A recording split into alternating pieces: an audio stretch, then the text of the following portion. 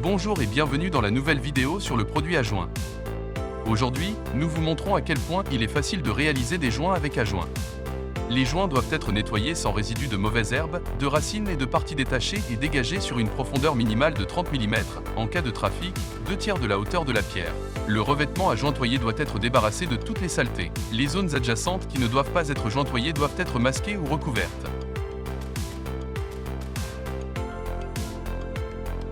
Mouillez abondamment toute la surface. Des températures de sol plus élevées et des roches absorbantes et poreuses nécessitent un pré-mouillage plus intensif.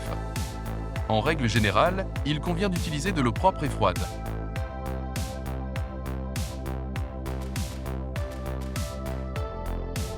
Ouvrez le sac et versez le sable dans un récipient de mélange approprié.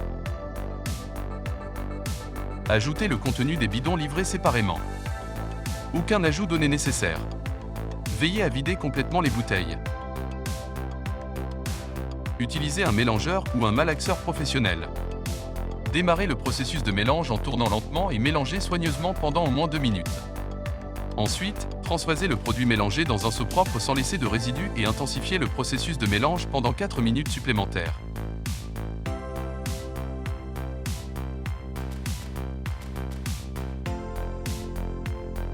Versez le mélange fini sur la surface préalablement mouillée. Travaillez soigneusement le mortier de jointoiement à l'aide d'une raclette en caoutchouc ou d'un gros balai de rue, si possible en diagonale par rapport au joint. Pour obtenir un aspect uniforme, il est recommandé de tirer le mortier de jointoiement sur toute la surface. Pendant ces travaux, maintenez la surface non jointoyée constamment mouillée. Ne dirigez pas le jet d'eau sur le mortier de jointoiement à appliquer. Pour garantir un remplissage de joints compact dans le cas de joints étroits et profonds, il est possible d'utiliser un outil de damage approprié, Parex. Fer à joint ou similaire, en guise de soutien.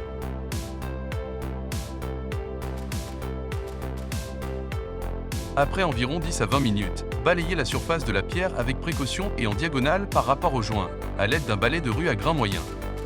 Enlevez ensuite les restes de mortier avec un balai fin en fibre de coco. Le matériau balayé ne doit plus être utilisé. Veillez à ce que les chanfreins, biseautage des bords latéraux, des dalles et des pavés soient dégagés.